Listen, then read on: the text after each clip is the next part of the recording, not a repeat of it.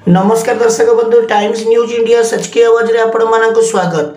आसंतु नजर पकेबा गंजाम जिला बुगुड़ा ब्लॉक रो एक खास खबर उपरे।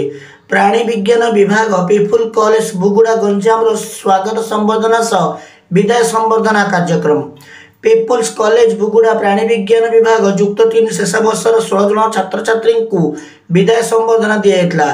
एसहित प्राणी विज्ञान विभाग मुख्य नूतन भाव जोग देइथुआ सुश्री कृष्णा कुमारी गार्गे को फूलतोड़ा दे स्वागत संबर्धना जना जाइतला। एथिरे मुख्य अतिथि भाव परिचालना परिषद सभापति श्रीयुक्त रजनीकांत भट्ट, कॉलेज अध्यक्ष हरिकृष्ण नायक जोग देइथिले। रजनीकांत भट्ट दीप प्रदर्शन करी सभा कार्य आरंभ करथिले। अध्यक्ष हरिकृष्ण नायक सभा कार्य को परिचालना करथिले। सभा आरंभ में सेमिनार सह संपादिका स्मृति संचरिता नायक कार्यक्रम उपरे एक संदर्भ पाठ करी अतिथि मानक मंच को आमंत्रण करथिले एवं अध्यापिका श्रीमती प्रतीक्षा साहू अतिथि परिचय प्रदान करी स्वागत भाषण देइथिले।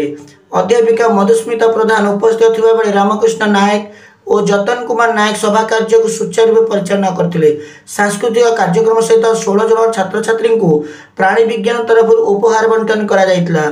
अतिथि भाव प्रस्थान सहकर्मी विपिन बिहारी गौड़ सांबादिक बंधु मैंने उपस्थित थे। छात्र छात्री भितर पुराणा स्मृति को मन पकाई भाव विहल परिवेश सृष्टि होता देखा मिलता। परिशेष में गिरिजानंदिनी दास धन्यवाद अर्पण करते। बुगुड़ारू गंजाम जिला प्रतिनिधि कालीचरण मिश्र का रिपोर्ट, टाइम्स न्यूज इंडिया सच की आवाज।